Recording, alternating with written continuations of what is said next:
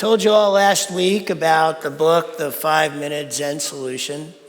Ash and I are working with one of the stories a week so that we can, have time to really go deep on the prompts at the end.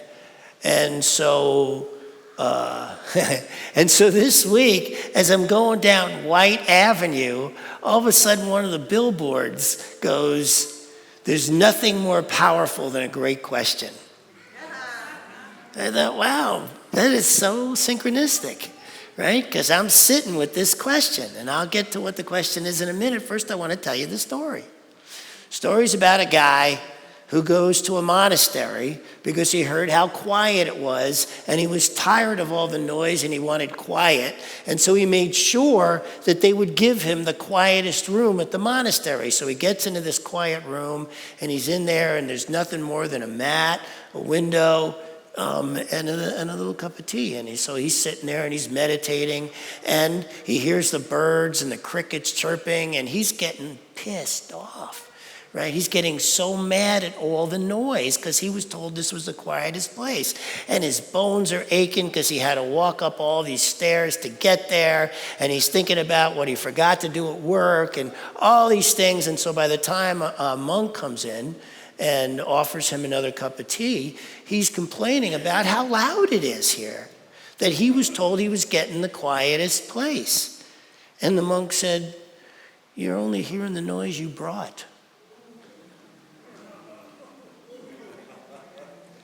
And the prompt for the week was, what is the noise you bring to the places you rest? And I've been sitting with that all week, this great question. What is the noise I bring to the places I rest? And as I was doing that, just asking the question, I didn't really change what I was doing in my meditation, except sit in the question. I didn't really change what I was doing as I was walking around my day. Things got quieter. I noticed the quiet. And it's been getting quieter for me for a while, but it just continues, right?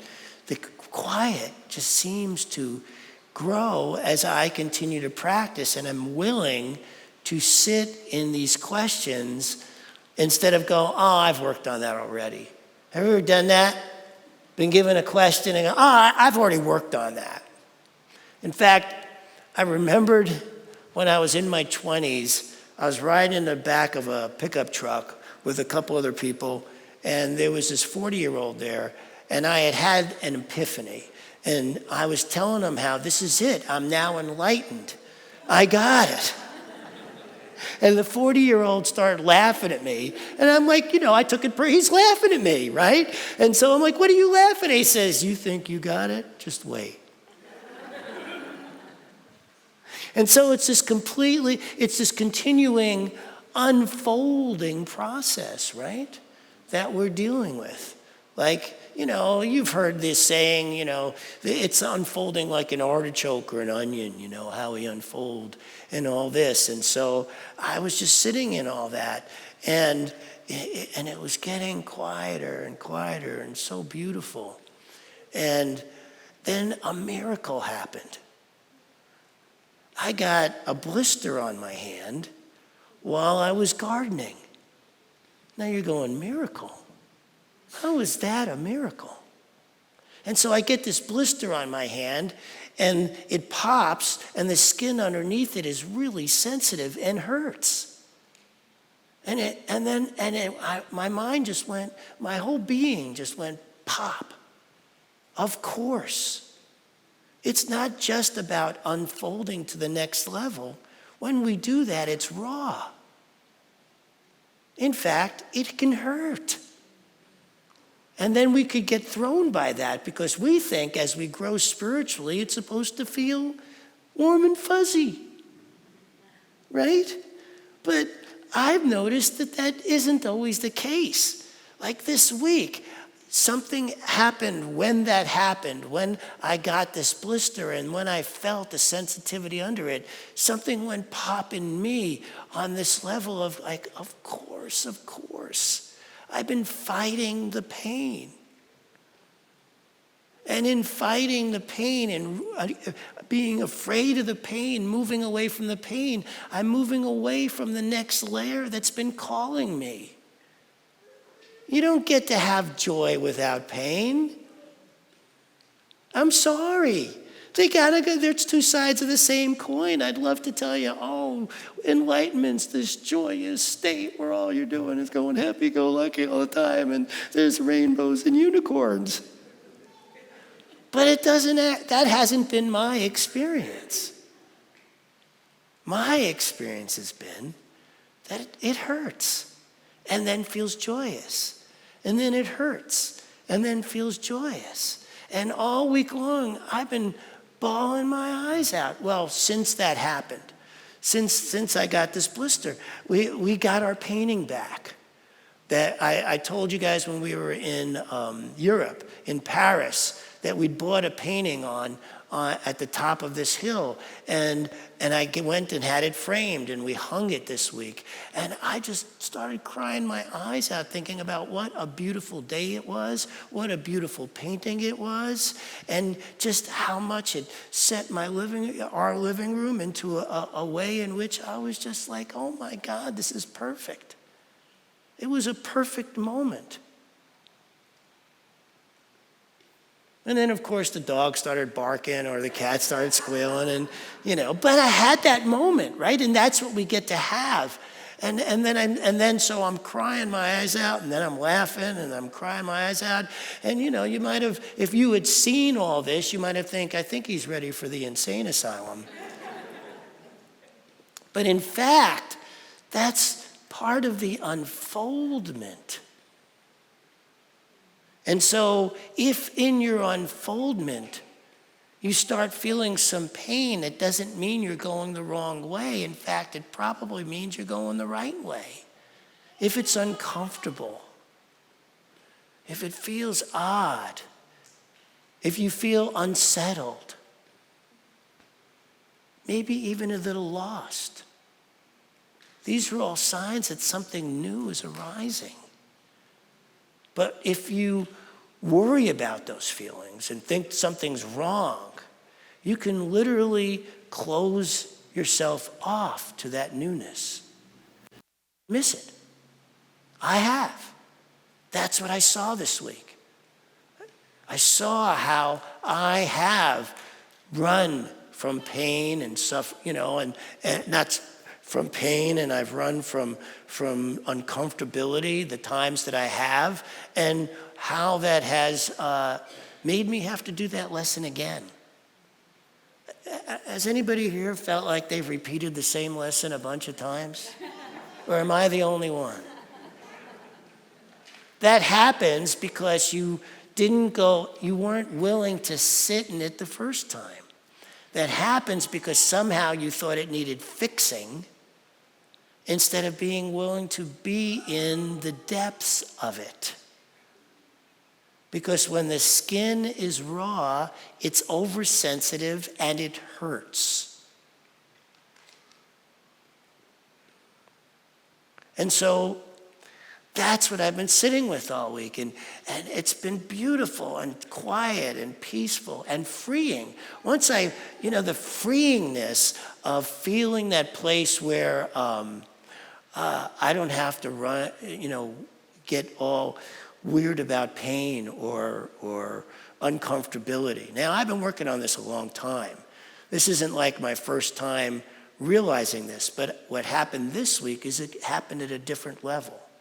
What happened this week is I could feel the newness, because that's what happens too, right? Sometimes you think you've learned something, and like I have. And then what happens is it opens up to a new level, and it looks like it's the same lesson, and it kind of is, but it's like that spiral, right? Sometimes you feel like you're continuing going around a circle at the same place when actually what you're doing is spiraling up. Have you ever heard of that before? Come on. Have you ever heard of that before? All right, good. Thank you. And so that's what's really happening. And so we get to experience what feels similar, but it isn't the same. And if we can recognize that, if we can be with that, if we can relax into that, like I was able to do this week, and hopefully next week and going forward. Just relax into those places that feel uncomfortable and go, it's okay. It's really okay. This is teaching me something here. And it's my job to open to that, to whatever it is. And I don't always know. And not knowing can be uncomfortable. But if I stay open-hearted and curious, if you stay open-hearted and curious, something new can open that maybe you haven't experienced before. And so, in this idea, I was starting to think of something that I would like to experience new. And that brought me to the idea of sacrifice. The oldest recorded sacrifice is 12,000 years ago. 12,000 years ago, agriculture was invented. And it turns out that Venus, and once they got into agriculture, they got very into what's going on with the rain and the sun and the stars, and what can we do to help align these things so that our crops grow. They became very aware. And so they noticed that there was this one star that we know as Venus that would disappear for 3 days. And they thought if that star didn't come back, the crops weren't making it. Isn't it interesting that 12,000 years ago, they noticed a star that disappeared for 3 days and then it returned. And then we have all these myths about 3 days gone and returning. Mithra, Jesus. The list goes on, by the way, all from this that's still happening today, that Venus disappears below the horizon for 3 days, and that its return is part of the return of spring, right? And so what they thought, the misunderstanding they came to back then, was what we need to do to make sure that this comes back is kill off a few folks in sacrifice. And that's what they did. Every year. Thought, we're going to sacrifice some folks, and that's going to make sure. And sure enough, they thought, because they did that, and then Venus returned, it worked. Right? So they kept it up. And it kept up. The idea of sacrifice for 12,000 years has kept up. And then what I've noticed as I looked at this was how it got so ingrained in us that sacrifice is a good idea. Now, we may not kill people off in sacrifice the way we used to, though I kind of think that's what war is. Right? Still sending people off to be sacrificed for the good of whatever. So it's built into our psyche, right? In such a way that we take it for granted. I mean, how many of you have sacrificed at work? Or did a job where you felt like you were sacrificing your life for it. Maybe not to the point of mortality, but you felt like you gave stuff up. And the most interesting part for me around this is in all my readings of Buddhism and Zen Buddhism, they never once use the word sacrifice. It's not in there. Taoism, it's not in there. And yet, they're huge on service. So that means there's a way to be of service without sacrifice. That sacrifice is something we built in as a misunderstanding that somehow we needed and kept going for 12,000 years. So many of us just do it automatically. We're going to sacrifice this, or we're going to sacrifice, we need to sacrifice to do this, or we need to sacrifice for our kids, or we need to sacrifice instead of finding that place of being of service opening to that place in you where it feels so good to be of service that you are bringing your gifts and there's a fulfillment in what it is you're doing. Can you see the difference between being fulfilled and giving your gifts and feeling like what you're doing is sacrificing? If you think it takes sacrifice to create what it is you want, you are stuck in a 12,000-year-old psyche. And over the millennia, people continually have misunderstood the evidence to think that that's what was called for, just the way it was misunderstood in the beginning. Just the way they thought the way we bring back Venus is sacrificing some folks. That same misunderstanding carries today. And so that's a big shift. Something we've been carrying. Talk about, last week's talk was on carrying a weight. The weight of we need to sacrifice. Instead of going to that deeper place, because that's what I'm uncovering, right? That's what's possible to uncover in its rawness. One of the things that I uncovered was how